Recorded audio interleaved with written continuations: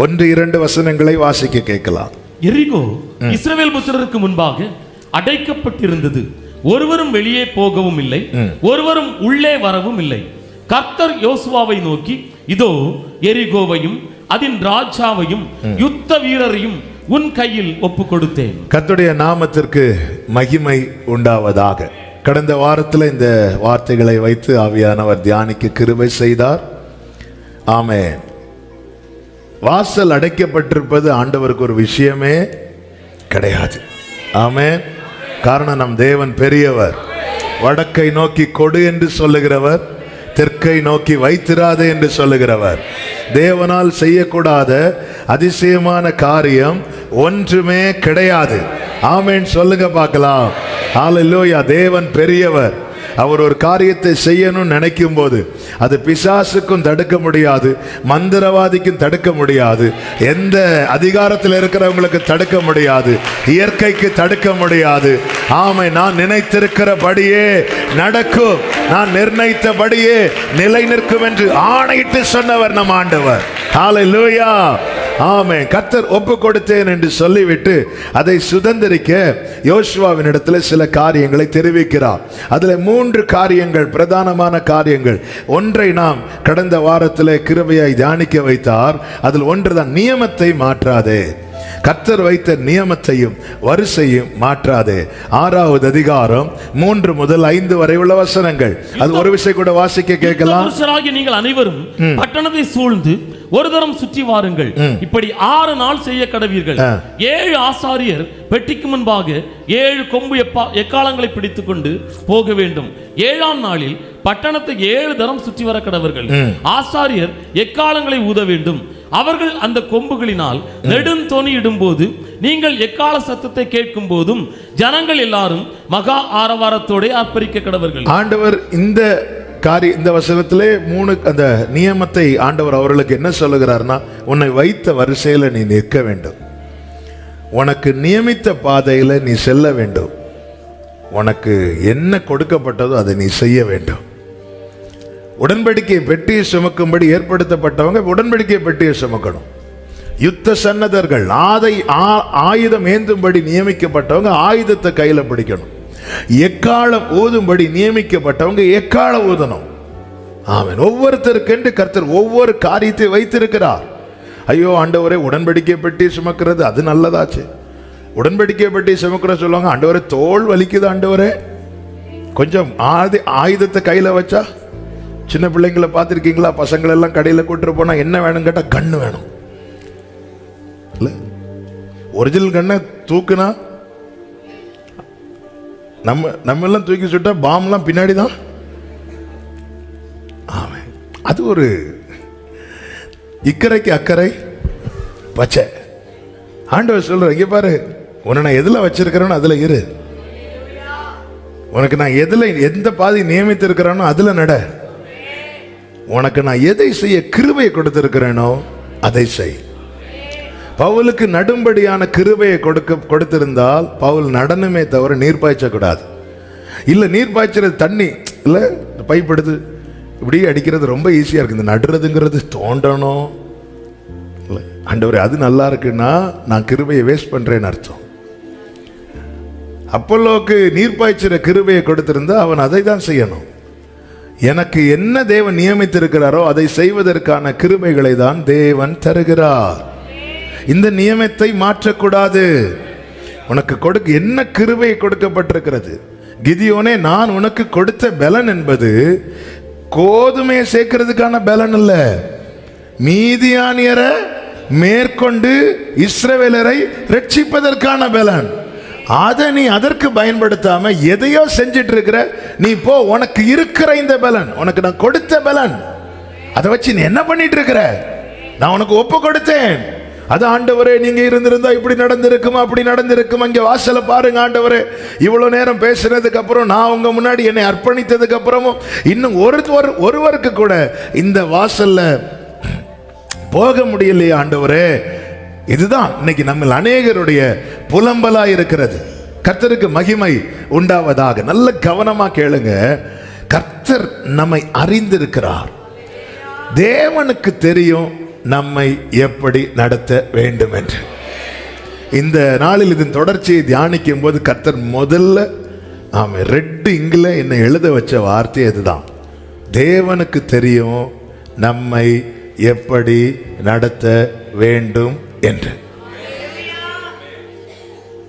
ஆமென். உங்க இருதயத்தில் கை வச்சு சொல்லுங்க பார்க்கலாம். என் தேவனுக்கு தெரியும் என்னை எப்படி நடத்த வேண்டும் என்று. அப்படிதான் நடத்துவார். ஹல்லேலூயா, பிரைஸ் தி லார்ட். ஒரு தேவ பிள்ளை இதை நல்லா புரிந்து கொள்ள வேண்டும்.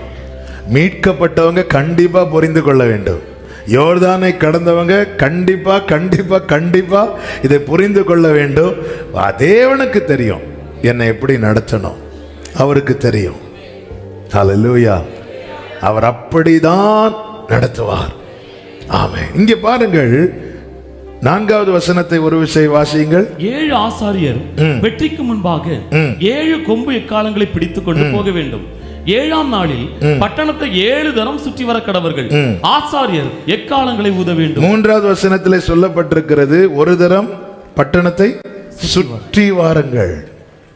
இப்ப நேரா நடத்திட்டு இருக்கிறவர் இப்ப எப்படி நடத்துறாருன்னா சுற்றி நடத்துகிறார். ஆமென். நம்ம சர்ச்சை சுற்றி நடக்க சொன்னாலே பாதி பேர் உட்காந்துரும் இல்ல, மீதி பேர் லீவ் போட்டுரும். எரிகோ பட்டணம் என்பது ஒரு பட்டணம், ஒரு பட்டணம், ஒரு பட்டணம். அதை சுற்றி மதில் இருக்கிறது, அதை சுத்தி நடத்துறார். சில நேரத்தில் கர்த்தர் நம்ம இப்படிதான் சுத்த விடுறார். சுற்றி நடத்துகிறார் என்று பார்க்க கூடாதான், சுதந்திரிக்க நடத்துகிறார் என்று பார்க்கணுமா? வாக்குத்தத்தம் பண்ணப்பட்ட தேவ பிள்ளை, என் ஆண்டவர் இப்படி சுத்த விடுறாரே இப்படி பார்க்க கூடாதான். என்னை ஏன் இப்படி நடத்துகிறார் என்றால் என்னை சுதந்திரிக்க பண்ண நடத்துகிறார். ஆமென். யாத்திராகமம் 13வது அதிகாரம் 17, 18 வசனங்களிலே இப்படி சொல்லப்பட்டிருக்கிறது. 13வது அதிகாரம் 17, 18 வசனங்கள். ஜனங்களை போக விட்ட பின் ஜனங்கள் யுத்தத்தை கண்டால் மனமடிந்து எகிப்துக்கு திரும்புவார்கள் என்று சொல்லி பெலிஸ்தரின் தேச வழியாய் போவது. அப்ப வேற பெலிஸ்தரின் தேச வழியா போகிறது சமீபமானாலும் தேவன் அவர்களை அந்த வழியாய் நடத்தாமல் சிவந்த சமுத்திரத்தின் வனாந்திர வழியாய் ஜனங்களை சுற்றி போக பண்ணினார். அப்ப நல்ல கவனிங்க, வேற வழி இருக்கிறது. சொல்லுங்க, அது அவருக்கும் தெரியும். ஆமே. நமக்கு வேற வழி தெரியாததுனால வண்டி ஓட்டும் போது சுத்திடுவோம். ஆமே. சுத்தி வரும்போதுதான் நீங்க எப்படி வந்தீங்க, நாங்க இப்படி வந்தோம், ஏங்க வளைஞ்சு மூக்க தொடுறீங்க, மூக்கை இப்படியும் தொடலாம், இப்படி வச்சோம் ட்ரை பண்ணுவாங்க இல்ல. அவர் தெரியாததுனால, வேற வழி இல்லாததுனாலயோ அவர் என்னை இப்படி நடத்தல. அவருக்கு தெரியும் வேற வழி இருக்கிறது. ஆமே. ஆனா தேவன் என்னை இப்படிதான் நடத்துகிறார். வேற வழி இல்லாததினால் என்னை இதுல நடத்தல. வேற வழிகள், எனக்கான வழிகள் அல்லாததினால் என்னை இப்படி நடத்துறார். ஆமென். ஆண்டவரே இப்படி இருந்தா நல்லா இருக்குமே, இப்படி இருந்தா. தாவீது சொல்ற, எனக்கு மட்டும் சிறகு இருந்திருந்தா நான் பறந்து போயிருப்பேனே. இல்ல, தாவீது இப்படிதான் நடக்கணும். நீ தண்ணீரை கடக்கும் போது இன்னும் ஆரம்பிக்கவே இல்லை, ஆண்டவர் வாக்குத்தத்தம் தருகிறார். நீ தண்ணீரை கடக்கும் போது, நீ அக்கினியில் நடக்கும் போது. பவுல் இன்னும் ஊழியத்துக்கு அர்ப்பணிக்கவே இல்லை, அதுக்குள்ள சொல்ற என் நாமத்து நிமித்தம் எவ்வளவு பாடுபட போறான் என்பதை. ஆமே. என் நாமத்து நிமித்தம் பட போற பாடு இருக்கு தெரியுமா, பாடுகள். அதை அறிந்ததால் தான் ஆமே பவுல் மேல அவனை சாகும் வரைக்கும் கல்லறிந்து அவன் செத்துட்டான்னு நினைச்சு பட்டணத்துக்கு வெளியே இழுத்து போடுறாங்க. பவுல் எழும்பி உள்ள வராரு. அவன் பவுலை பரிதாபமாய் பார்த்தவர்களை பார்த்து பவுல் சொல்லுகிறான், இப்படி அநேக பாடுகள் வழியாய் தேவனுடைய ராஜ்யத்தில் பிரவேசிக்கிறது நமக்கு ஏற்றதா இருக்கிறது.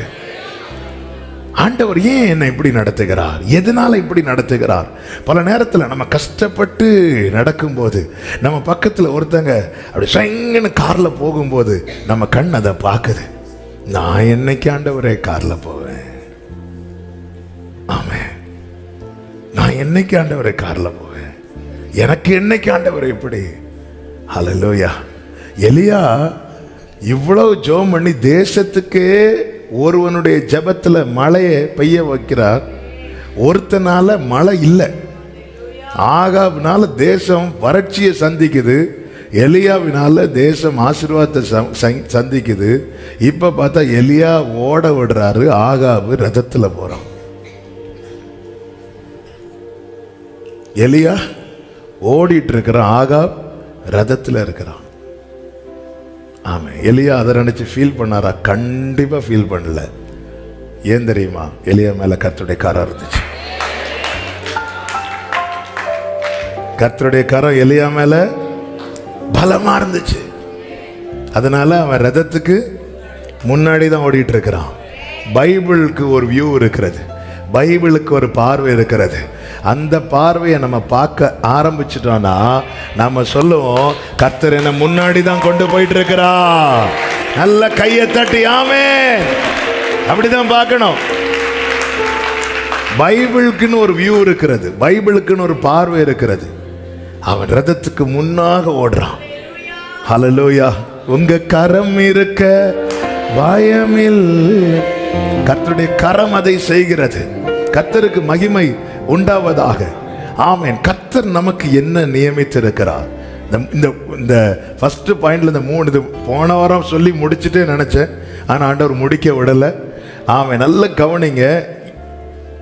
ஆமென். எனக்குன்னு ஒரு வரிசை இருக்கிறது, எனக்கு அது ஸ்தானம். கர்த்தர் உன்னை வச்சிருக்கிறார். உன்னை எந்த நிலையில் வைத்திருக்கிறார் என்பதை நீ பார். உன்னை எப்படி வச்சிருக்கிறார் என்பதை பார். சில நேரத்தில் வாழ்ந்திருக்க வைப்பார், சில நேரத்தில் தாழ்ந்திருக்க வைக்கிறார். அதனாலதான் கர்த்தருக்கு மகிமை உண்டாவதாக பிரசங்கில சொல்லப்பட்டிருக்கிறது, வாழ்வு காலத்தில் அனுபவித்திரு, தாழ்வு காலத்தில் சிந்தனை செய். தாழ்வு காலம் வரும்போது ஆண்டவரே அன்னைக்கு இருந்தது இன்னைக்கு இருந்தா நல்லா இருக்குமே அப்படி சொல்லாதேன்னு பைபிள் சொல்லுது. தாழ்வு காலம், பவுல் வாழ்க்கையில் ஒரு தாழ்வு காலம் இருந்துச்சு. எல்லார் வாழ்க்கையிலும் நமக்கு நியமித்த அந்த ஸ்தானத்தில் கொண்டு போய் சேர்க்க மட்டும் அனுப்பப்பட்ட தண்ணீரானது அதற்கான ஸ்தானத்தில் வந்து நிற்க மட்டும் அது மேடு பள்ளம் ஏறி இறங்கி அது போய் நிற்குமா. மாலையிலே அழுகை, காலையிலே களிப்பு. இது அவ்வளவு ஒரு நாள் ஆகுது. தேவன் அதை நல்லது என்று கண்டார். அதனாலதான் முந்தின சீர் இருந்தா நல்லா இருக்குமே அப்படி சொல்லாதேன்னு பிரசங்கி 7 சொல்லப்பட்டிருக்கிறது. அன்னைக்கு இருந்தது மாதிரி இருந்திருந்தா எதுக்காக வைத்திருக்கிறார்? ஏன் இந்த ஸ்தானத்தில் வைத்திருக்கிறார்? ஏன் என்னை சுற்றி நடக்க பண்ணுகிறார்? ஒரு தேவ பிள்ளை புரிந்து கொள்ள வேண்டும். நமக்கு நியமித்த பாதை, நமக்கு கொடுக்கப்பட்ட கிருபை, நம்மை வைத்த ஸ்தானம். நமக்கு நியமித்த பாதை, நமக்கு கொடுக்கப்பட்ட கிருபை, நம்மை வைத்த ஸ்தானம். ஆமென். ஒவ்வொருத்தருக்கும் ஒவ்வொரு கிருபைகளை கொடுத்திருக்கிறார் அந்தந்த காரியங்களை செய்வதற்கு. அதை விட்டு வேற என்ன செஞ்சாலும் நாம கிருபையை போக்கடிக்கிறோம் என்று வேதம் சொல்லுகிறது. பவுல் சொல்லுகிறார், நான் தேவனுடைய கிருபையை விருதாவாக்குகிறதில்லை. ஆமா, இன்னைக்கு உழைக்கிறதுக்கு ஆண்டவர் பலன் தராருன்னா அது தேவன் பாராட்டுகிற கிருபை. உழைக்க பலன் தரும் போது நம்ம உழைக்காம இருக்கிறோம்னா கிருபையை வேஸ்ட் பண்றோம். ஜெபிக்க ஆண்டவர் தூண்டுகிறாரா, ஜெபிக்க வைக்கிறாரா, அது தேவன் தருகிற கிருபை. ஜெபிக்க வைக்கும் போது நம்ம ஜெபிக்காம இருக்கிறோம்னா கிருபையை வேஸ்ட் பண்றோம். ஒவ்வொருத்தருக்கு அவர்கள் திராணிக்கு தக்க கிருபையை கொடுக்க மாட்டாரா, அவருடைய ஈவின் அளவுக்கு தக்கதாய் தான் கிருபையை கொடுப்பாரா. எனக்கு தேவன் ஒரு கிஃப்ட் கொடுக்கிறார் என்றால் அது அவருடைய சித்தத்தின்படி. ஆமென். எனக்கு தேவன் கிருபையை கொடுக்கிறார் என்றால் அது எனக்கு அவர் பாராட்டின ஈவின் அளவின் தக்கதாய். அந்த கிருபைக்கான கிரயத்தை நம்மிடத்தில் கொடுக்க சொல்லவில்லை, நம்மிடத்தில் அந்த கிருபையை வாங்க தான் சொல்றார். இலவசமாய் வந்து வாங்கு என்கிறார், கேட்டு பெற்றுக்கொள் என்கிறார். காரணம், அதற்கான கிரயத்தை என் தகப்பன், என் ஆண்டவராகிய இயேசு கிறிஸ்து சிலுவையிலே மொத்தமாய் கொடுத்து விட்டார். ஹல்லேலூயா. போதுமான அளவுக்கு பிதாவின் கிருபையின் ஐஸ்வர்யத்துக்கான கிரயத்தை வேற யாருக்கும் கொடுக்க முடியாது. ஆமென். தாவீதின் நிமித்தம் கிடைக்கப்பட்ட கிருபை என்பது இஸ்ரவேலுக்கே கிடைக்கப்படல, தாவீதுக்கும் அவன் சந்ததிக்கும் கிடைக்கப்பட்டது. ஆனால் தாவீதின் வேரும் தாவீதின் குமாரனுமாகிய என் ஆண்டவராகிய இயேசு கிறிஸ்துவின் மூலம் கொடுக்கப்பட்ட கிருபை என்பது மனுக்குலத்துக்கே கிடைக்கப்பட்டது. இதுதான் கிருபையின் ஐஸ்வர்யம். ஹல்லேலூயா, ஹல்லேலூயா. கர்த்தருக்கு மகிமை உண்டாவதாக. ஆண்டவர் இங்கே சொல்லுகிறார் 3வது வசனத்துல, ஒரு தரம் சுற்றி வாருங்கள் அப்படிங்கிறார். 7வது நாள்ல 7 தரம் சுற்றி வரணும். அப்ப தேவன் பாருங்க, ஒரு நாளைக்கு ஒரு வாட்டி தான் சுத்த விடுறார். நான் ஆவிக்குரிய கண்ணோட்டத்தோடு இந்த வார்த்தைகளை சொல்லுகிறேன், நல்ல கவனமா கேளுங்க. 3 காரியத்தை மறந்துடக்கூடாது. நமக்கு நம்மை வைத்த ஸ்தானம். ஒரு தகப்பனாய் வைத்திருக்கிறாருன்னா தகப்பனுடைய ரோலை செய்யணும். தாயாய் வைத்திருக்கிறாருன்னா தாயுடைய ரோல் செய்யணும். ஒரு ஊழியக்காரன் வைத்திருக்கிறாருன்னா ஊழியக்காரனுடைய ரோல் செய்யணும். தேவன் எந்த ஸ்தானத்தில் நம்மை வைத்திருக்கிறாரோ அதை செய்யணும். அதுக்கு தான் தேவன் என்ன கொடுக்கிறார்னா கிருபை கொடுக்கிறார். அதுக்கு தான் தேவன் என்ன கொடுக்கிறார்னா பலத்தை கொடுக்கிறார், ஆரோக்கியத்தை கொடுக்கிறார். நமக்கு வைத்த ஸ்தானம், நியமித்த பாதை. ஆமென். இன்னொன்று என்ன சொன்னேன்? கொடுக்கப்பட்ட கிருபை. இதை மறந்துடவே கூடாது. ஏனோ தானோ எப்படியோ இன்னைக்கு புசிப்போம் நாளைக்கு சாவோம் இப்படி இருக்கக்கூடாது. அந்த உத்தரவாதத்தை எடுக்கணும். அந்த உத்தரவாதத்தை எடுத்தே ஆகணும். ஆமென் சொல்லுங்க பார்க்கலாம். ஆமென். இப்பொழுது பாருங்க, ஒரு நாளில் ஒரு தரம் சுற்ற வைக்கிறார், 7வது நாளில் 7 தரம் சுற்ற வைக்கிறார். அப்ப தேவன் பார்க்கிறார், நம்மை தளராதபடிக்கு அவர் பார்த்து கொள்ளுகிறார். இந்த பாதை கொஞ்சம் கடினமானது தான். ஆனாலும் தேவன் எதுல ரொம்ப போக்கஸா இருக்கிறார்னா, நியமித்த பாதையில் இவர்களை நடத்தவும் வேண்டும், அதே நேரத்தில் என் பிள்ளை தளர்ந்திரவும் கூடாது. நியமித்த பாதையில் நடத்தவும் வேண்டும், அதே நேரத்தில் என் பிள்ளை தளர்ந்திரவும் கூடாது. அதனால நம்மை திடப்படுத்தி ஒரு நாளில் சுற்றி வந்ததும் கர்த்தர் கொஞ்சம் இளைப்பாறுதல் கொடுக்கிறார். கொஞ்சம் ரெஸ்ட் எடுங்க. சில நேரத்தில் பார்த்துருக்கீங்களா, திடீர்னு ஒரு புயல் அடிச்சிட்டு இருக்கோம் நம்ம தேசத்தில், நம்ம பட்டணத்தில். திடீர்னு பார்த்து அப்படியே ஒரு அமைதியாயிரும். நம்முடைய வாழ்க்கையில் அப்படிதான். சில இரவுகள் பயங்கரமான புயலாக இருக்கும், நம்ம அறியாமலே தூங்கிடுவோம். ஆனால் நம்முடைய சூழ்நிலைக்கும் நம்ம தூங்கி இருக்கவே கூடாது, ஆனால் தூங்கிடுவோம். நம்ம அறியாமலே நைட்டு நமக்கு உண்டான அந்த பயமும் நமக்கு உண்டான அந்த பலவீன போராட்டமும் நம்மளை ஒவ்வொரு செகண்டுமே நமக்கு 1000 நாள் மாதிரி இருக்கும். இதை எப்படி கடப்பேன், இதை எப்படி தாண்டுவதை நினைச்சு பார்க்கும் போதே நம்மளால தாங்க முடியாது. ஆனா நம்ம அறியாமலே ஒரு இளைப்பாறுதலை தேவன் தருவார். ஆண்டவர் என்ன செய்கிறார்? ஒரு நேரம் சுற்ற விடுகிறார். சுற்ற விட்ட பிறகு கொஞ்சம் ரெஸ்ட் கொடுக்கிறார். கொஞ்சம் ரெஸ்ட் கொடுக்கிறார். ஏன் தெரியுமா? திராணி தெரியும், திராணி தெரியும். ஆமென், ஹல்லேலூயா. அப்போ எனக்கு தேவன் ஒரு பாதையை நியமித்து இருக்கிறார் என்றால் நல்லா புரிஞ்சுக்கோங்க. ஆமா, இது ஃபுல்லா நான் நடந்துதானே ஆகணும். எத்தனை நாள்? ஆண்டவர் டேட்டும் போட்டுட்டார், எவ்வளவு நாள்னு நியமிச்சிட்டார். 6 நாள். 6 நாள். அப்போ 6 நாள் நான் இப்படி நடக்கணும். ஆண்டவரே, காலையிலேருந்து நைட்டு ஃபுல்லா இப்படி நடக்கணும் ஆண்டவரே. இல்ல, ஒரு முறை சுற்றி வருவீர்கள். ஆமென். நல்லா புரிஞ்சுக்கோங்க. எனவே தான் இயேசுவின் நாமத்தில் சொல்லுகிறேன், நியமித்த பாதையில நான் நடந்துருவேனாங்கிற சந்தேகம் தேவையே கிடையாது. நீங்க நடங்க.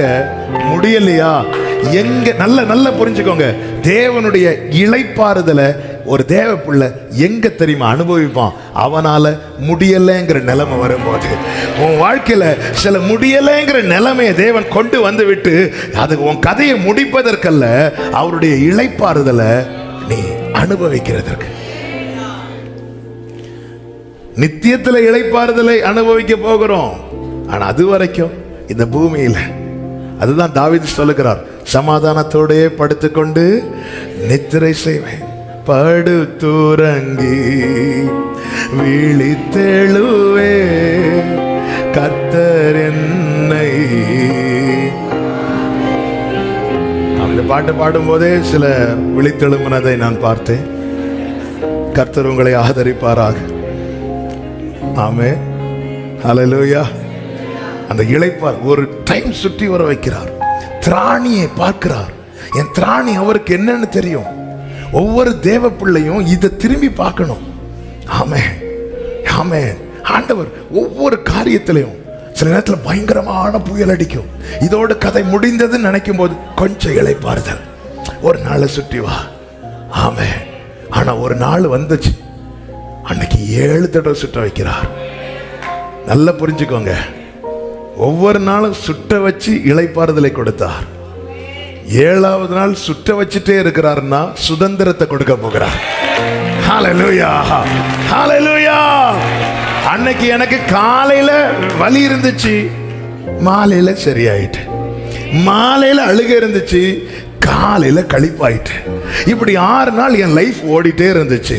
ஆனா 7வது நாள் வந்துச்சு, காலையில இருந்து நைட்டு வரை வேதனை, அதே வலி. இது எதை காண்பிக்கிறது? நீ சுதந்திரிக்கிற நாள் வந்துவிட்டது. ஹல்லேலூயா. கர்த்தர் நம்முடைய திராணி அறிவார். திராணிக்கு மேலாக சோதிக்கப்பட ஒரு நாளும் தாங்கிடும் பலன் தருவார்.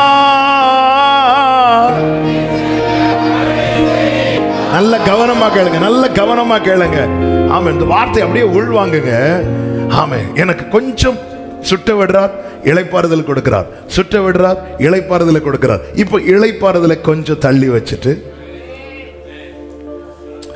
6 நாள் சுட்டுனாங்க, ஒரு டைம்ல ரெஸ்ட் எடுத்தாங்க. இப்போ அந்த ரெஸ்ட் எடுக்கிற டைமும் இவங்க வேலை பார்க்க வேண்டி இருக்கு. ரெஸ்ட் எடுக்கிற டைமும் இவங்க சுத்த வேண்டி இருக்கிறது. ரெஸ்ட் எடுக்கிற டைம் அவ சுட்டும் போது ஆமே 6 நாள். ஆமே.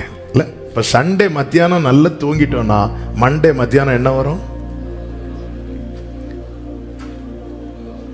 ஆமே. இப்ப டெய்லி காலையில 8 மணிக்கு மேலதான் நம்ம எழும்புறோம்னா ஃபர்ஸ்ட் ஆராதனையில் என்ன வரும்?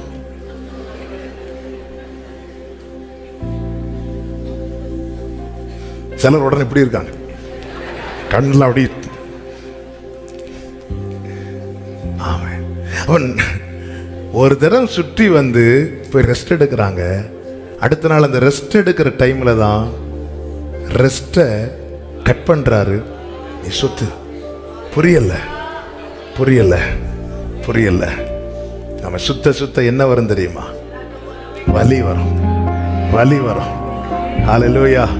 ஆனா தேவனால் வருகிற வலி, அதுதான் நீ சுதந்திரிக்க போகிறதற்கான வழி.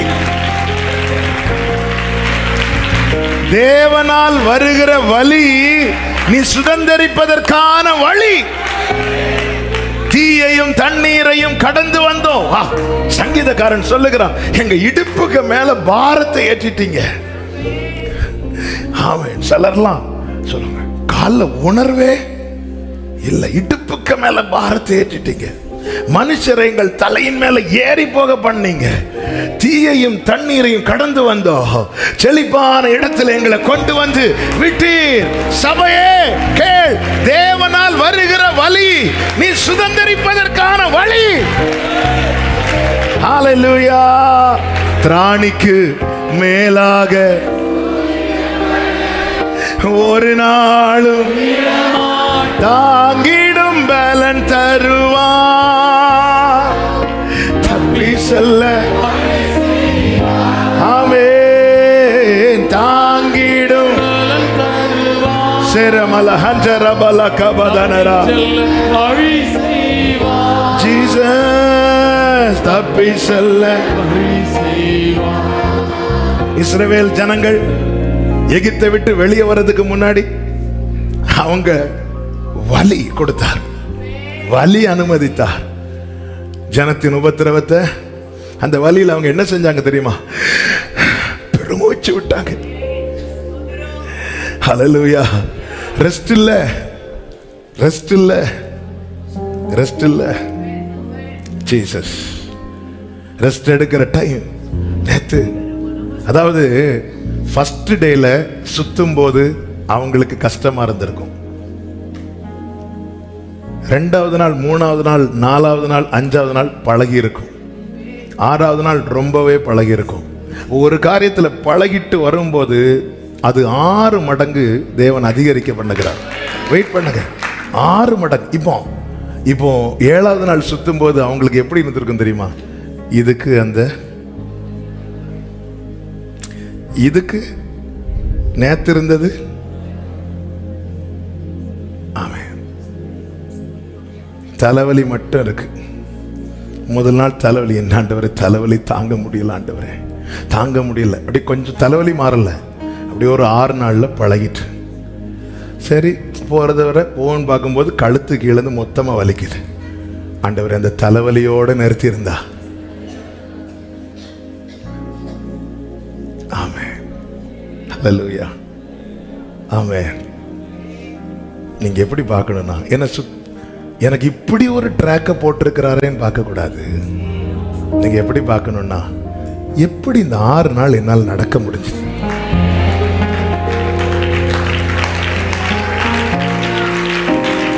எப்படி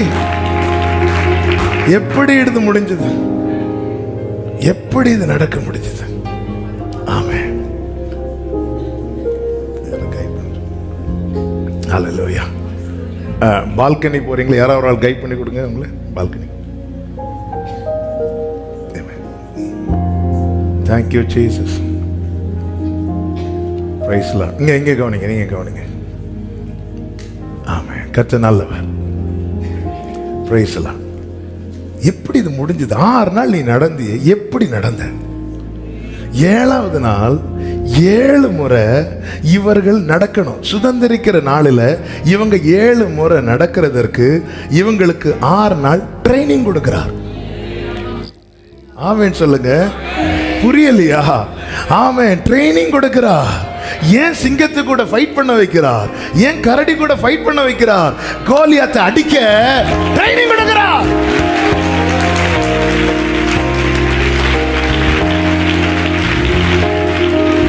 ஹல்லேலூயா. ரன்னிங் ரேஸ் எல்லாம் போவாங்க தெரியுமா? பிறந்து விழுந்து வளர்ந்தது அம்மி நாளைக்கு போறேன் அப்படி இல்லை. ட்ரைனிங் முதல்ல வீட்டுக்குள்ள ஓட்டுவாங்க இல்ல, வீட்டுக்குள்ள ட்ரைனிங். ஆமென். நமக்கு தெரியாது. அது அற்பமான எண்ண ஆரம்பத்தை அசட்டை பண்ணாதவரே. ஹல்லேலூயா. ட்ரைனிங் கொடுக்கிறார். தெரியாது, ட்ரைனிங் கொடுக்கிறார். 6 நாள் நடந்துட்டே ஓகே, இப்பதான் கேமே ஸ்டார்ட் ஆகுது. ஆமென். அப்ப இவ்வளவு நாள் நடந்தது இதெல்லாம் ட்ரைனிங். ஹல்லேலூயா. என்னோட best coach. Glory glory glory. இதோ நாட்கள் வரும், அப்பொழுது இந்த நகரம் கர்த்தருக்கென்று கட்டப்படும். கர்த்தருக்கென்று கட்டப்படும். எனக்கு என்ன ட்ரெயின் பண்றார். அதான் தாவீது சொல்லுகிறார், என் கைகளை யுத்தத்துக்கும் என் விரல்களை போருக்கும் பழக்குவிக்கிற என் கண்மலையாகிய கர்த்தருக்கு ஸ்தோத்திரம் ஸ்தோத்திரம் ஸ்தோத்திரம் ஸ்தோத்திரம். 7வது நாள் கர்த்தருக்கு தெரியுங்க. ஆமாம். ஃபர்ஸ்ட் நாள் ரவுண்டு முடிச்சிட்டு வந்த உடனே உட்காருங்க, எல்லாம் ரெஸ்ட் எடுங்க. ஹல்லேலூயா. ஹல்லேலூயா. திராணிக்கு மேலாக.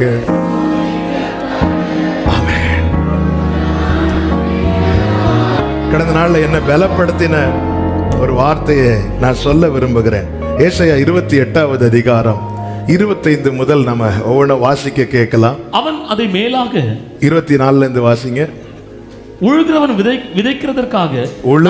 விதைக்கிறதற்காக நாள்தோறும் உழுகிறதுண்டோ, தன் நிலத்தை கொத்தி நாள்தோறும் பரம்படிக்கிறது உண்டோ. உழுகிறத நீ பார்த்திருக்கியான்னு கேட்கிறார் ஆண்டவர்.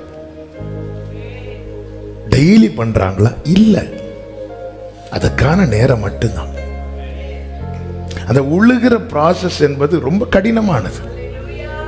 அந்த நிலத்தையே மறித்து போடுறது மாதிரி இருக்கும்.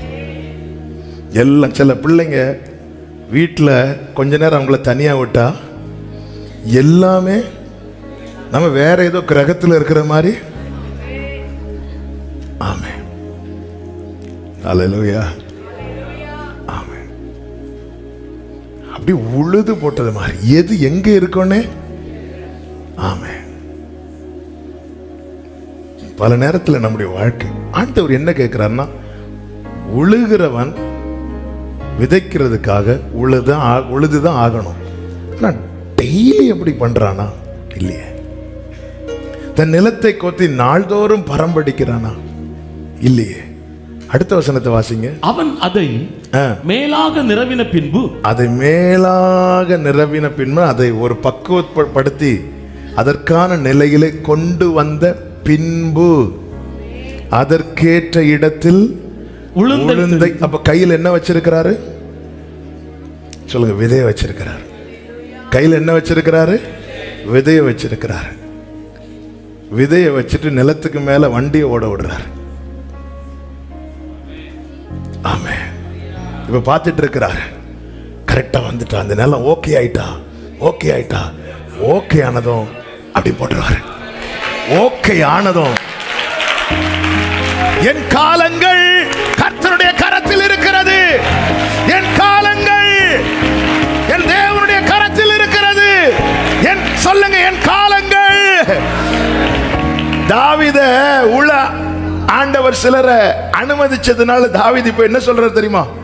உடைக்கப்பட்ட பாத்திரம் போலானே. சங்கீதம் 31 சொல்லிட்டு கீழே சொல்றாரு, நான் உங்களை நம்பி இருக்கிறேன்.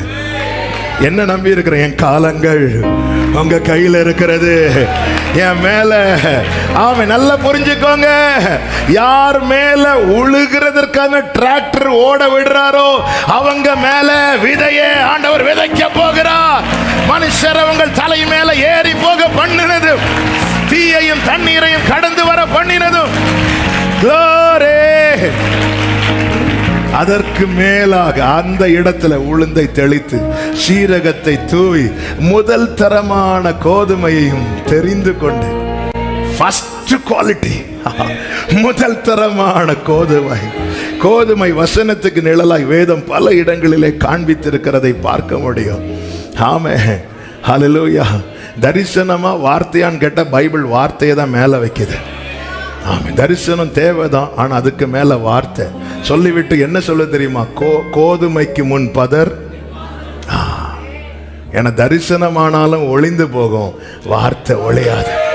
First quality. ஆமா. ஏங்க அவங்களெல்லாம் நார்மலா நடத்திட்டு உங்களை ஏங்க என்ன பாடுபடுத்துறாருன்னு கேட்டா சொல்லுங்க, ஃபர்ஸ்ட் குவாலிட்டிய இந்த நிலத்துலதான் தேவன் விதைக்க போகிறார். ஃபர்ஸ்ட் குவாலிட்டிய. ஹல்லேலூயா. அடுத்த வசனத்தை நீ வாசிங்க. 26வது வசனம். அவனுடைய தேவன் அவனை நன்றாய் போதித்து அவனை உணர்த்துகிறார். ஆமென் சொல்லுங்க பார்க்கலாம். இன்னைக்கு கர்த்தர் அநேகரை உணர்த்தி கொண்டிருக்கிறார். அவன் ஏதோ ஒரு வாழ்க்கை வாழ்வதற்கல்ல உன்னை தெரிந்தெடுத்தது. ஃபர்ஸ்ட் குவாலிட்டியான முதற் தரமான. ஹல்லேலூயா. சொல்லுங்க, அவர் கையில் இருக்கிறது. கையை வச்சு அப்ப உங்க கையில் இருக்குப்பா. அதான் நீ ஏற்ற வேளையில் ஆகாரம் தருவீரன்னு அவைகள் உமக்கு காத்திருக்கும். நீர் கொடுக்க அவைகள் வாங்கிக் கொள்ளும். நீர் உமது கையை திறக்க நன்மையினால் திருப்தியாகும். அடுத்த 27வது வசனத்தை வாசிங்க. உளுந்து தூலத்தாலே போரடிக்கப்படுகிறதில்லை,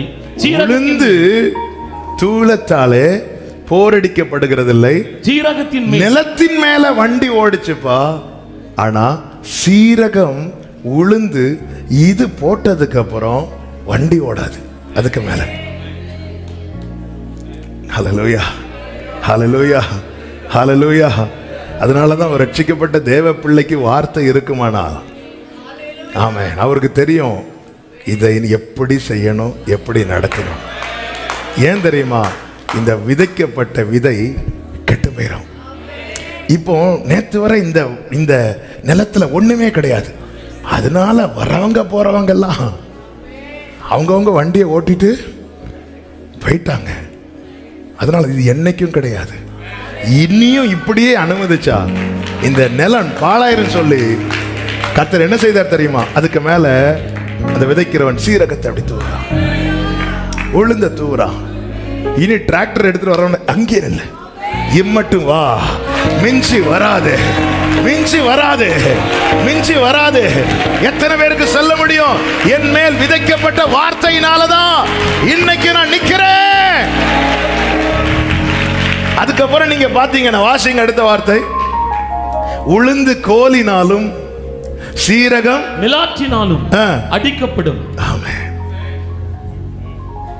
அத சரியான மொழிபெயர்ப்புல சொல்லணும்னா கோலும் தடியும்.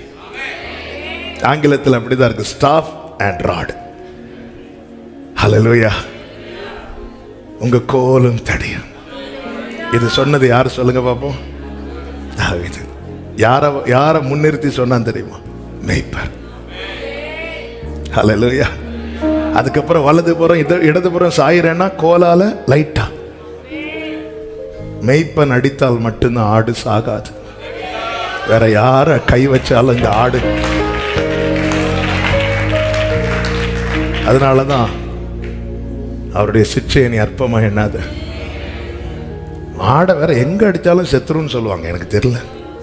ஆனா ஒரு மெய்ப்பனுக்கு தெரியும். அதனால கையில ஒரு கோலை வச்சிருப்பார். எப்போ இந்த விதை விதைக்கப்படுதோ அதன் பிறகு வரவன் போறவனுக்கெல்லாம் அதிகாரம் கிடையாது, விதைத்தவருக்கு மட்டும்தான் அதிகாரம். ஹல்லேலூயா, ஹல்லேலூயா. அந்த விதை என்னும் வார்த்தை யோபுவுக்குள்ள இருந்ததுனால தான் சாத்தானால தொட முடியாம போய் பெர்மிஷன் கேட்கிறான். ஆண்டவர் வண்டியின் உருளை, அந்த வண்டியின் உருளையை ஓடல யோபு மேல லிமிட் வைக்கிறார். அவன் கையில ஏன் யோபுட்ட கேட்ட சொல்லுவார், எனக்கு வேண்டிய ஆகாரத்தை பார்க்கிலும் வார்த்தை இருக்கிறது. ஆமென், ஹல்லேலூயா. அவர் சொல்ற அதுக்கப்புறம் வண்டியின் உருளை ஆமென். அதுக்கப்புறம் வண்டி எல்லாம் ஓடாது. ஓடினா இந்த விதை விதைக்கப்பட்டது அர்த்தமே இல்லாம போயிடும். ஆமென். ஆனா அடி இருக்கு, அடி இருக்கு. கோல தடியை வச்சு அடிக்கிறார். அப்படி அவருடைய கோலால் அவருடைய தடியால் நம்ம தண்டிக்கப்படுறோம்னா புரிஞ்சுக்கோங்க, சேஃபா இருக்கிறோம். தேவன் தம்முடைய கோலால் ஒருத்தனை தண்டிக்கிறார்னா இந்த சீரகம் முளைக்கும், இந்த கோதுமை முளைக்கும்னு அர்த்தம். கண்டுக்கிறார்னு அர்த்தம். கண்டுக்கப்படாத நிலங்களையும் நம் கண்கள் பார்க்கிறது.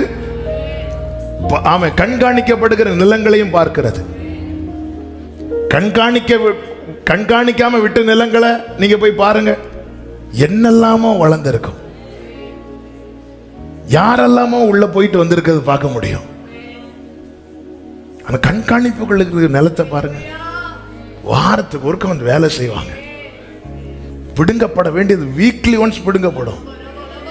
ஹல்லேலூயா, ஆமென், ஹல்லேலூயா. சீரகமும் உளுந்தும் விதைக்கப்பட்ட பிறகு அதுவரை ஓடிட்டு இருந்த வண்டியெல்லாம் ஸ்டாப். நெல்லு நெல்லு நெல்லு நெல்லு நெல்லு நெல்லு. அதனாலதான் பவுல் சொல்றார், நாங்கள் எப்பக்கம் நெருக்கப்பட்டோம் ஒடுங்கி போவதில்லை. ஏன் தெரியுமா? பொக்கிஷம் உள்ள இருக்கு. இதுக்கு மேல இந்த நிலம் தாங்காதுன்னு தெரிஞ்சதும் என் மேல அந்த கோதுமை விதைச்சாரு. பாத்தீங்களா? ஹல்லேலூயா, ஆமென். இன்னொரு ஆச்சரியமான வார்த்தை, இதுதான் என்ன ரொம்ப பலப்படுத்தினது. 28வது வசனத்தை வாசிங்க. அப்பத்துக்கு தானியம் இடிக்கப்படும், இடைவிடாமல் அவன் அதை போரடிக்கிறது. இடைவிடாமல் போரடிக்கிறது இல்லை. அவன் தன் வண்டியின் உருளையால் தானியத்தை வண்டியின் உருளையால் அதை நசுக்குகிறதும் இல்லை. தன் குதிரைகளால் அதை நொறுக்குகிறதும் இல்லை. இடிக்கப்படுறது உண்மை, ஆனா இதுவரை அவன் பார்த்தது இல்லை. அதுக்கு மேல வண்டியை விடுறது கிடையாது, குதிரைகளால் அதை நசுக்கிறதும் இல்லை. அப்படியெல்லாம் நசுக்கப்பட்டிருந்தா நாமெல்லாம் என்னைக்கும். இனி 29வது வசனத்தை வாசிங்க. இதுவும் சேனைகளின் கர்த்தராலே உண்டாகிறது. அவர் ஆலோசனையில் ஆச்சரியமானவர், மகத்துவமான. கைகளை உயர்த்தி ஆமென் சொல்லுங்க பார்க்கலாம். கடந்த நாளில் இந்த வார்த்தையை இப்படி படிச்சுட்டு யூசுவலா 29வது வசனத்தை அதிகமாக பார்ப்பது உண்டு. ஆனா இப்படி ஆண்டவர் காண்பித்த ஆங்கிள் படிச்சதுக்கு அப்புறம் என்னால தாங்க முடியல. ஏன் தாங்க முடியல தெரியுமா?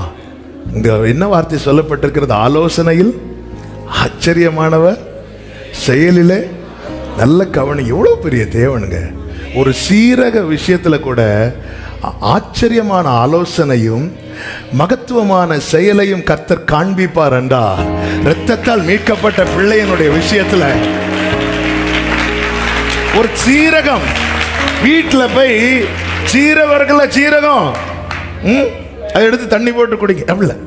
அதை எடுத்து ஒரு உளுந்து இருக்கு தெரியுமா? உளுந்து அதை எடுத்து வச்சுட்டு அது இவ்வளவு பெருசாவா இருக்கும்? சின்னது. சொல்லுங்க, சின்னது. நாம் பார்த்ததுலேயே சின்னது. ஆமா தானே? நாம் பார்த்ததுலேயே சின்னது. சின்னது இல்லை, எடுத்து வச்சுட்டு இந்த சின்னதுக்கு அவர் தம்முடைய ஆச்சரியமான ஆலோசனையும் மகத்துவமான செயலையும், ஹல்லேலூயா, ஆண்டவர்லாம் பார்த்தா அப்படியே ஓடி போய் ஹக் பண்ணும். ஆமென், ஆமென். நான் இதை படிக்கும்போது என்ன பலன் தெரியுமா? ஆண்டவரே, என்னை குறித்த உங்க பிளான் ஆச்சரியமானது. என் வாழ்க்கையில நீங்க செய்ய போகிற செயல் என்பது மகத்துவமானது. எழுதுறவங்க இதை அப்படியே எழுதி வைங்க. அது தாவீதுக்கு செய்தார், அது தானியேலுக்கு செய்தார். சீரகத்துக்கு செஞ்சிருக்கிறார். சீவன் தந்து மீட்ட எனக்கு செய்ய மாட்டாரா? ஆமென். ஒரு சீரகத்துக்கு செய்கிறார் ஆண்டவர். அவர் ஆலோசனையில் ஆச்சரியமானவர். உங்களுக்கெல்லாம் விசுவாச குறைச்சல், அது நம்பிக்கைக்கு இடம் உண்டாக தூளில கூட இல்ல, ஒரு சின்ன காரியத்துல கூட அதுல நம்பிக்கைக்கு இடம் உண்டான்னு பாரு.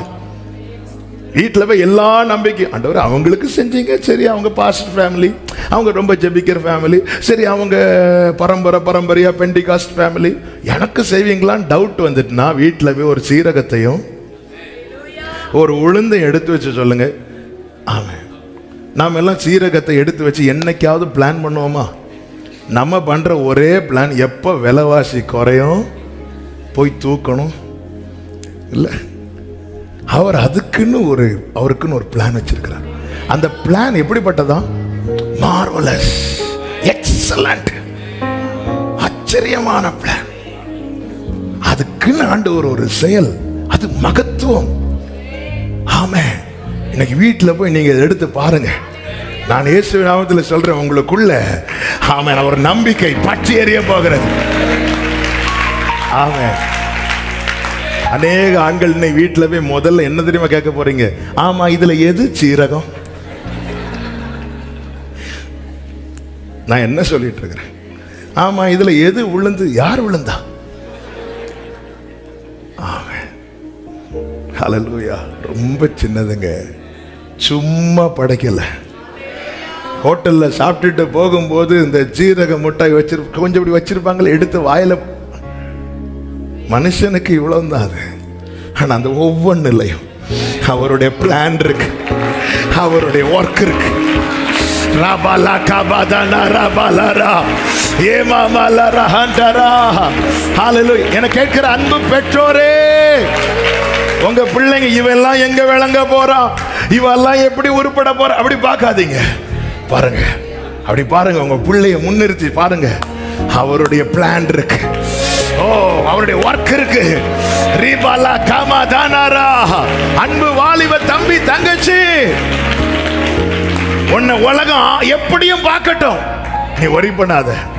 நீ கண்ணாடி முன்னாடி நின்று உன்னை பார்த்து சொல்லு, அவருடைய பிளான் இருக்கு. அவருடைய ஜீசஸ்.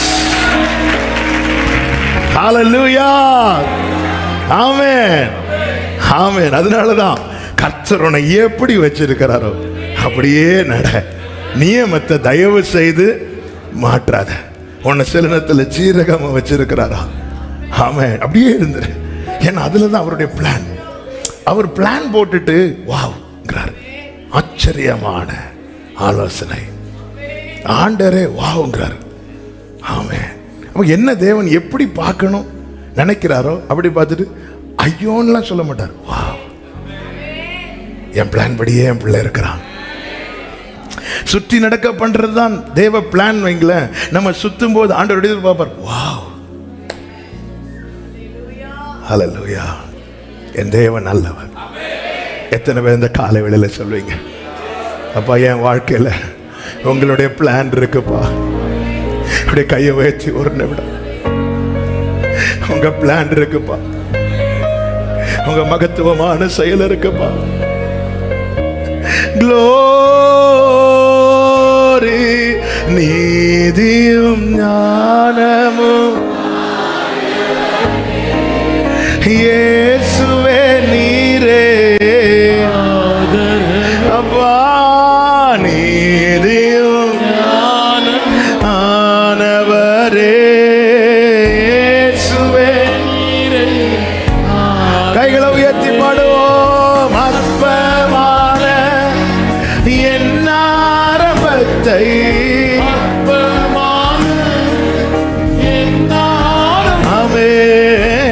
அசட்டை பண்ணாதவரே, அன்பால் அன்பால் எல்லாம் தயவால் தயவால் பெற்றே தகப்பனே நன்றி தயவால்.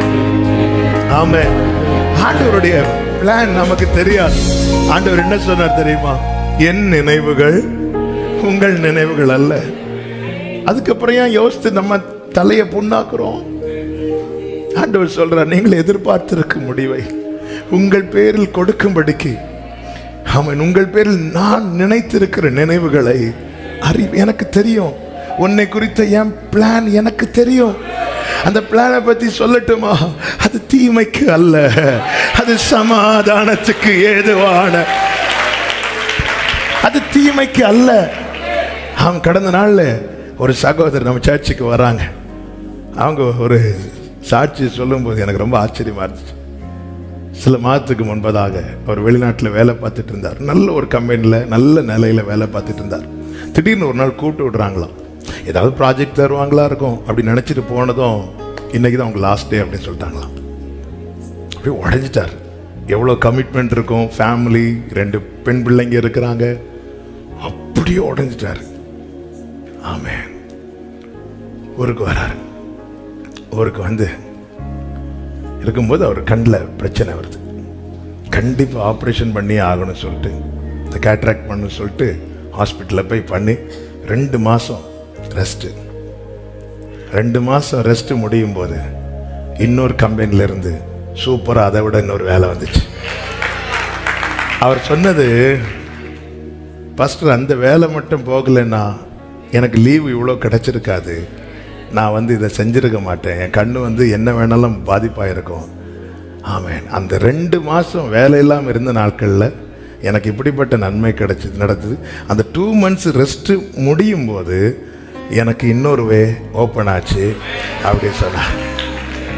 ஆமாம். இது எப்போ தெரியுமா சொன்னார்? எல்லாம் முடிஞ்சதுக்கு அப்போ தான் சொல்ல முடியுது. ஏன்னா நமக்கு பிளானு தெரியல.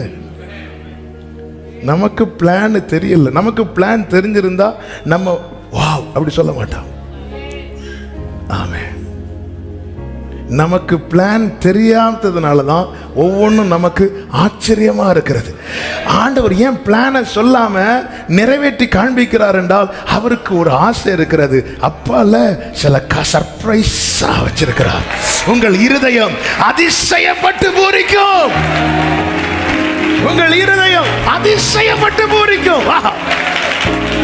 ஹல்லேலூயா, ஹல்லேலூயா. Wow, Jesus. ஆமென். என் அப்பா நல்லவர், இயேசு நல்லவர்.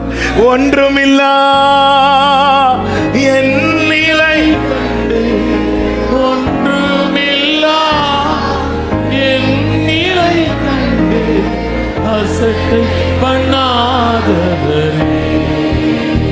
ஹல்லேலூயா.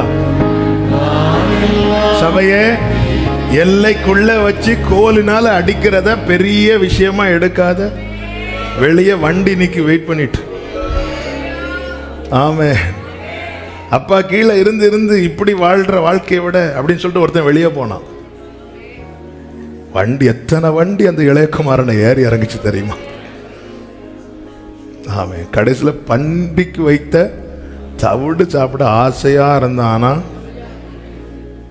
இப்பதான் ஆண்டவரை வெளியே அடி தாங்க முடியலப்பா, உள்ள உங்ககிட்ட அடி வாங்குறது எனக்கு ஆசீர்வாதம் ஆண்டவரே.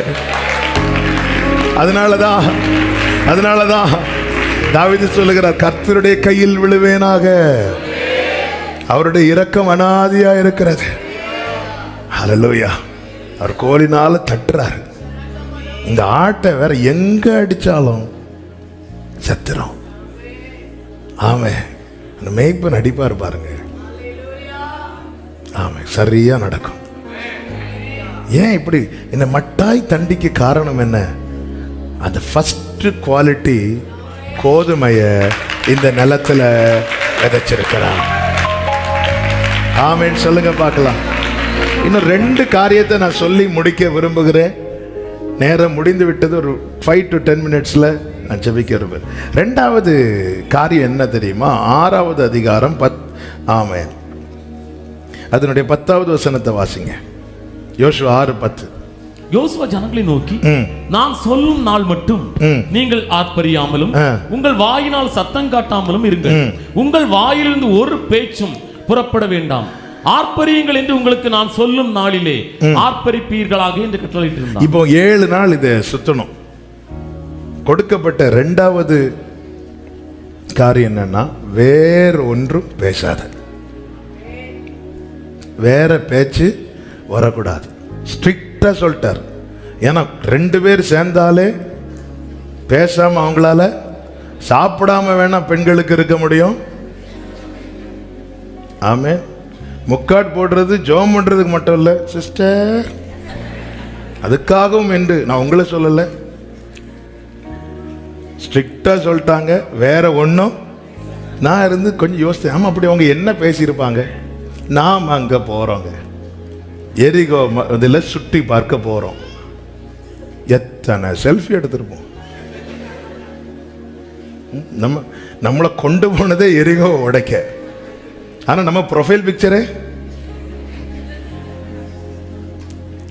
இல்ல.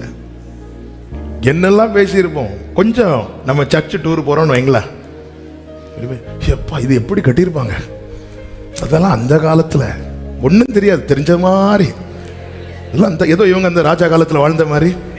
இந்த கோட்டையில் அந்த காலத்தில் அவங்களே ஒரு வருஷத்தை கிரியேட் பண்ணி இல்லாத ஒரு ராஜாக்கு பேரை சொல்லி யோசிச்சு சொல்றார், ஏன்பா இதுவரை வந்துட்டேன், கொஞ்சம் பேசாம இரு, துதிப்பதற்கு அன்றி வேறு ஒன்றுக்கும் வாய திறக்காத. நம்முடைய வார்த்தை மரணமும் ஜீவனும் நாவின் அதிகாரத்தில் இருக்கிறது. கஷ்டப்பட்டு இதுவரை நடந்து வந்துட்ட, நீ பேசி கெடுத்துறாதேன்றார். பேசி, அதனாலதான் யோபுவை குறித்து சொல்லப்பட்டிருக்கிறது, அவன் வாயினால் என்ன செய்யலையா, பாவம் செய்யல. பிசாசு பார்க்கிறான், இவன் கைய பாவம் செய்யாம காத்துட்டான், காலை பாவம் செய்யாம காத்துட்டான். இப்ப அவனுக்கு என்னன்னா, இவன் வாயினால பாவம் செய்ய வைக்கணும். ஒரு வார்த்தையாவது இவன் தேவனை தூஷித்தோ தேவனை மறுதலிக்கோ செஞ்சுட்டானா அவன் ஜெயிச்சுட்டான். ஆமே, நம்ம பல நேரத்துல கையினால பாவம் செய்யாம இருக்கிறோம், காலினால பாவம் செய்யாம இருக்கிறோம். அந்த பரிசேயனை ஏன் ஆண்டவர் நீதிமான் என்று சொல்லவில்லை என்றால், அவன் கையினாலே பாவம் செய்யவில்லை, காலினாலே பாவம் செய்யவில்லை, ஆனா வாயினால பாவம் செஞ்சுட்டான். வேதம் என்ன சொல்லுகிறது? பிறனை அவமதிக்கிறவன் பாவம் செய்கிறான். அந்த ஆயக்காரனை அவமதிக்கிறான், அதுவும் ஆண்டவருடைய சமூகத்தில் அவமதிக்கிறான். இன்னைக்கு அநேக பெண்டிகாஸ்ட் பீப்புள் கையினால பாவம் செய்யல, கண்ணுனால பாவம் செய்யல, காலினால பாவம் செய்யல, ஆனா வாயினால.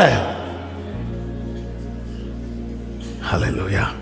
சிலர்லாம் பேச தொடங்கினா இடுக்கி டேம் தான். எப்போ ஷட்டரை திறந்தாலும் தண்ணி. நீ ஒண்ணுமே பேசாத. கர்த்தருக்கு பயந்தவர்கள் ஒருவரோடு ஒருவர் பேசிக்கொள்வார்கள், கர்த்தர் அதை. என்ன பேசுறான் இவன், என்ன பேசுறான்? ஆரோனும் மிரியாமும் மோசேக்கு விரோதமா பேசினதை பைபிள் சொல்லுது, கர்த்தர் கேட்டாராம்.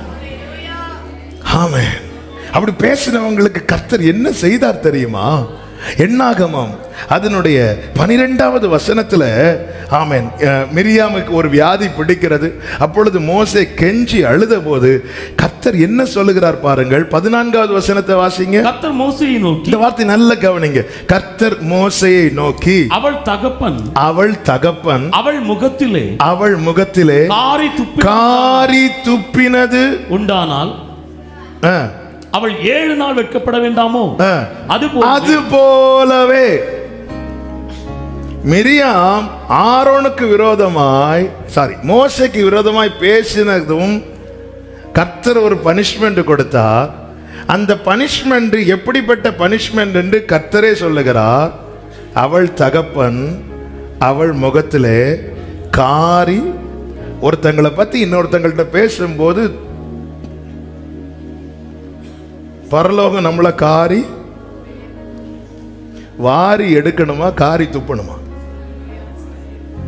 என்ன கைத்தட்டு கொஞ்சம் முன்னாடி சீரகம் க்ளோரி, உளுந்து க்ளோரி, காரி துப்புவார்.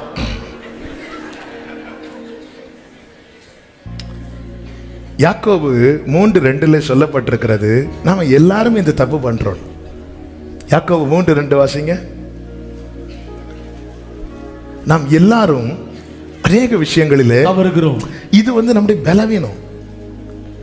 சில நேரத்தில் பேசிடுறோம். ஆமாம், பர்பஸா பேசுறது வேற, பேச்சுவாக்கில் பேசுறது வேற. இது ரெண்டும் கர்த்தருக்கு தெரியும். நீ போய் உட்கார்ந்து உன் சகோதரனுக்கு விரோதமா பேசுறது தான் கர்த்தர் பார்த்து அவரால் தாங்க முடியும். பேசுறதுக்குன்னே ஆட்டோ பிடிச்சு போறாங்க. சபையே கேள், இந்த மிரியாம் ஃபர்ஸ்ட் வர்ஷிப் லீடர். எகிப்திலிருந்து வெளியே வந்தது வர்ஷிப் லீட் பண்ணது மிரியாம். ஆரோன் முதல் பிரதான ஆசாரியன். ஆனா சகோதரனுக்கு விரோதமா 2 பேரும் குறை பேசினது. ஆண்டவர் அதை எப்படி சொல்றாருன்னா, 7 நாள் இருக்கட்டும். எதுக்கு ஆண்டவர் 7 நாள்? ஒரு தகப்பன் ஆமென் அவள் முகத்துல காரி துப்புனது உண்டான. ஹல்லேலூயா. நம்ம மேல கதிர் தாங்க தெளிக்கப்படணும், துப்பல் அல்ல. ஒண்ணு பேசும், உங்ககிட்ட பேச வராங்களா அலர்ட் ஆயிருங்க. நல்ல நம்ம சரீரம் சிலருக்கு காது அப்படி பழகிரும். இன்னைக்கு அநேக யூடியூப் சேனல்ல நிறைய வியூஸ் எதுக்கு போகுதுன்னு பாருங்க. யாரையாவது பத்தி யாராவது பேசி இருப்பாங்க, அதுக்கு தான் போகுது. நம்முடைய டைம் பாஸா நம்ம அதை வச்சிருக்கிறோமா? அவாய்ட் பண்ணிருங்க, தயவு செய்து அவாய்ட் பண்ணிருங்க. உலகம் துப்புனா அவர் துடைப்பார், அவர் துப்புனா நீ இருந்துதான் ஆகணும். மோசே கெஞ்சி ஜெபம் பண்ணியும் பிரயோஜனம் இல்ல. மோசே கெஞ்சினான். 13வது வசனத்தை வாசிங்க. அப்பொழுது மோசே கர்த்தரை நோக்கி, என் தேவனே அவளை குணமாக்கும் என்று கெஞ்சினான். மோசே கேட்க எகிப்துல எத்தனை அடையாளங்கள் வெளிப்பட்டது, எத்தனை அற்புதங்கள் வெளிப்பட்டது. ஆனா இந்த விஷயத்துல மட்டும் சொல்றார், துப்பிட்டேன், அவளை நான் துப்பிட்டேன், 7 நாள் இருந்துதான் ஆகணும். ரொம்ப கவனமாய் தேவனை ஆராதிக்கிற தேவ பிள்ளைகளே, கை கூப்பி உங்களை கேட்டுக்கொள்ளுகிறேன். கோதுமை விதைக்கிறதுக்கு அவர் கையில வச்சிருக்கிறார், ஃபர்ஸ்ட் குவாலிட்டி. ஆனா அதை வீச பண்ண அவர் ரெடியா இருக்கும் போது நம்முடைய செயல் நிமித்தம் அவர் துப்பிடக்கூடாது. ஹல்லேலூயா. ஒரு தகப்பன் மகளை துப்புனது உண்டானா? யாராவது பேச, குடும்பத்தில் அப்படிப்பட்ட பேச்சு வரக்கூடாது. மனைவி பேசுறாளா, ஸ்டாப் பண்ணுங்க. ஆமே, நீங்க ஸ்டாப் பண்ணணும். ஸ்டாப், நிறுத்து, இதோட நிறுத்து. குடும்பமா சேர்ந்து துப்பு வேண்டாம், துப்பிடுவார். சொல்லுங்க, இப்போ இன்னி பேசினா துப்பிடுவார். ஆமா, அதுக்கு நீங்க துப்பிடாதீங்க. ஸ்டாப் பண்ணுங்க, தயவு செய்து. நம்ம காது அந்நிய சத்தத்துக்கு விலகி ஓடட்டும். பிரியமான சபையை, எத்தனை காலம் பெண்டிகாஸ்ட் சொல்லிட்டு இன்னும் வண்டி தான் ஓடிட்டே இருக்கு வாழ்க்கையில. என்னைக்கு இங்க தானியம் வீசப்பட போகுது, என்னைக்கு இங்க முளைக்க போகுது, என்னைக்கு இங்க 100 பலன் கொடுக்க போகுது. இது எத்தனை காலத்துக்கு பின் நடக்கும் என்று நீ சுத்திகரிக்கப்பட மாட்டாயோ? சொல்றாரு, ஒன்னும் பேசிராத. பக்கத்தில் இருக்கவங்க நோண்டுவாங்க. அது தெரியுமா, அவங்கள தெரியுமா, இவங்கள தெரியுமா, அவங்க ஏன் லேட்டா வராங்க தெரியுமா, அவங்க ஏன் லேட்டா வராங்க தெரியுமா, அவங்கள பத்தி தெரியுமா. ஆண்டவர், நான் துப்பிட்டேன். மோசே, நீ தலைகீழ நின்று கேட்டாலும் கொஞ்ச நாள் இருந்துதான் ஆகணும். அப்படி வீட்டுக்குள்ள பேசுறோம், ஊழியர்களை பத்தி பேசுறோமா, விசுவாசிகளை பத்தி பேசுறோமா? ஒரு காரியத்தை சொல்லும் போது நம்ம எல்லாம் மாம்சத்தை பிரியப்படுத்த என்ன செய்யணுமோ செஞ்சுட்டு இருக்கிறோம். அப்படி பேசுறதுனால வீட்டுல பக்தி விருத்தி உண்டாகுதா? ஒண்ணு பேசுறதுக்கு முன்னாடி நம்ம கிட்ட 1000 நியாயம் இருக்கட்டும், அதனால பக்தி விருத்தி உண்டாகுதா? அதனால தேவன் மகிமைப்படுறாரா? அதனால பரலோக ஆசீர்வாதம் பெற்றுக்கொள்கிறோமா? இந்த 3ஐயும் பாருங்க. இல்லையா? இந்த வாய் துதிக்கக்கூடியது. நீ 6 நாள் கண்டதை பேசிட்டு 7வது நாள் துதித்தால் சுதந்திரிக்க முடியாது. 6 நாள் உன் வாயை காவல் காத்து 7வது நாளில் ஆர்ப்பரித்தால் எரிகோ விழும். சுதந்திரம் உனக்கு. ஹல்லேலூயா. நம்ம 6 நாள் பேசுறதெல்லாம் பேசிட்டு அதையும் இதையும் பேசிட்டு இங்க வந்து க்ளோரி ஹalleluya ஆர்ப்பரித்தா அடுத்த 6 நாள் சுத்த விடுவார். திருப்பி ஆர்ப்பரித்தா அடுத்த 6 நாள் அவர் இளைப்படைவதும் இல்லை. அப்போ 6 நாள்ல 7 நாள்ல முடிக்க வேண்டியது 7 வருஷம் ஆகிய முடிக்காததுக்கு காரணம் எல்லாரும் உங்க வாய் தான் காரணம். சிலர் அடுத்த ஆள் வாய். இது மட்டும் நம்ம துதிக்க வந்திருக்கிறாங்க. நேத்து என்ன பேசணும்? என்ன பேசுறோம்? பேசி நமக்கு சிலர் பாருங்க பேசி முடிச்சதும் அப்பா இல்ல, சிலரை பத்தி பேசி முடிச்சதுக்கு அப்புறம் ரொம்ப நாளுக்கு அப்புறம் நேற்று தான் நல்லா தூங்குனேன்.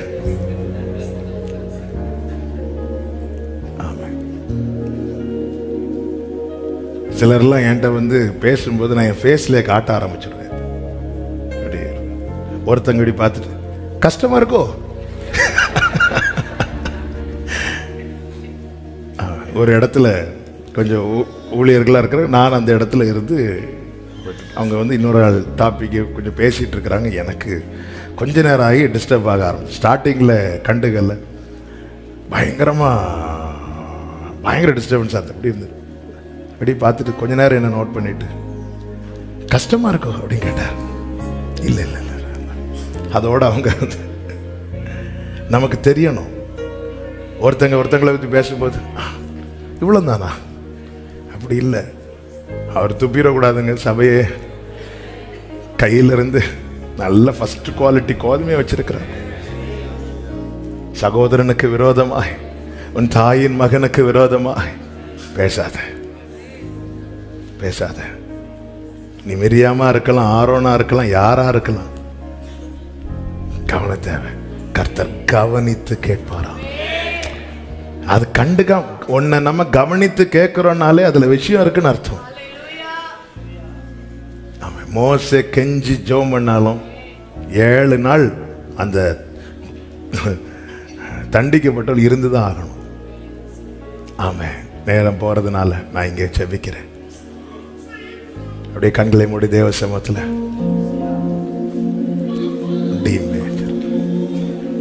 தாழ்த்தி மேஜரா. தகப்பனே உம் பீடத்தில் தகன பலியா, தகப்பனே உம் பீடத்தில் தகன பலியா. 2 கைகளை உயர்த்தி சொல்லுங்க. அக்கினி முற்றிலும் எரித்து விடுங்கப்பா. ஆமென். அக்கினி இறக்கி விடும். ஆமென். ஆண்டவர்ட்ட கேளுங்க. வேண்டாத பலவீனங்கள், வேண்டாத பலவீனங்கள் ஆண்டவா முன்வைக்கிறேன். ஆமென். வேண்டாத பலவீனங்கள் இயேசுவே மீண்டும் தலை தூக்காமல், மீண்டும் தலை தூக்காமல் இயேசுவின் நாமத்தில் அவைகள் மாண்டு மடியட்டும். ஆமென். மீண்டும் தலை தூக்காமல் சொல்லுங்க. கண்கள் தூய்மையாக்குங்கப்பா. கண்கள் தூய்மையா. கர்த்தா உம்மை பார்க்கணும். உம்மை பார்க்கணும். ஆமென். கண்கள் தூய்மையா. இயேசுவே கர்த்தா உம்மை பார்க்கணும். காதுகள் திறந்தருளோ. கர்த்தரும் குரல் கேட்க வேண்டுமே. ஷலஹந்தர பலரா கபர பலரா. ஆமென். 2 நிமிஷம் அப்படியே உங்க வலது கரத்தை உயர்த்தி உங்க இடது கரத்தை இருதயத்துல வைத்து ஆண்டவர்ட்ட ஒரு வார்த்தை, ஆண்டவரே நீர் விரும்பாத ஒரு வார்த்தை என்னிலிருந்து புறப்படக்கூடாதப்பா. ஆண்டவரை காத்துக்கோங்கப்பா. சில நேரத்தில் இந்த தவறை பண்ணுறோம்ப்பா, சில நேரத்தில் துணிஞ்சே பண்ணுறோம்ப்பா. தெரியுது உங்களுக்கு விரோதமாக தான் பேசுறோன்னு, ஆனா இது எவ்வளோ பெரிய தீங்குல கொண்டு போய் விடோன்னு. ஆண்டவரே நீங்க முத்த வேண்டுமே தவிர துப்ப கூடாதுப்பா. எங்களை அப்படி நாங்க வச்சிடக்கூடாதுப்பா, அப்படி நாங்க வச்சிடக்கூடாதுப்பா. கர்த்தர் எங்களை ஆட்கொள்ளுவீராக. சுதந்திரிக்கிறதுக்கு அழைத்து கொண்டு வந்திருக்கிறார் சபையே. உன் வாழ்க்கையில நீ சுத்தினது போதும்.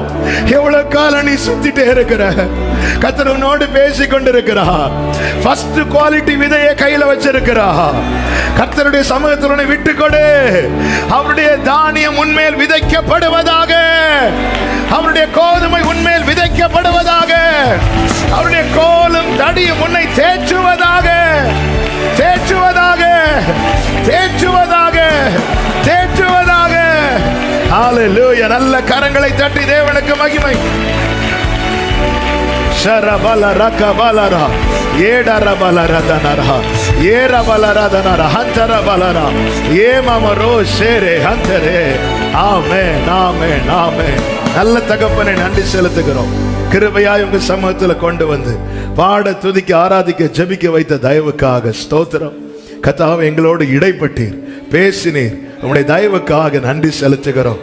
ஆண்டவரே அப்ப எங்க வாழ்க்கையில நீர் நியமித்த பாதை, ஆண்டவரே எங்களுக்கான நல்ல கோதுமையை எங்க வாழ்க்கையில விதைக்க பண்ணி அதை முளைக்க பண்ணுவதற்கு என்பதை இந்த நாளிலே எங்களோடு பேசி பலப்படுத்தினே.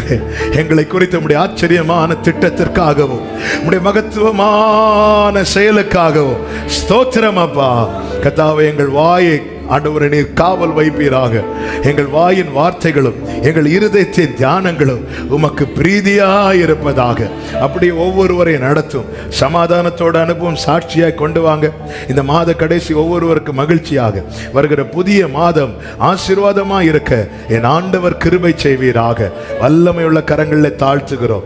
எல்லா மகிமையும் கனமும் துதியும் ஸ்தோத்திரமும் ஒருவருக்கே செலுத்துகிறோம்.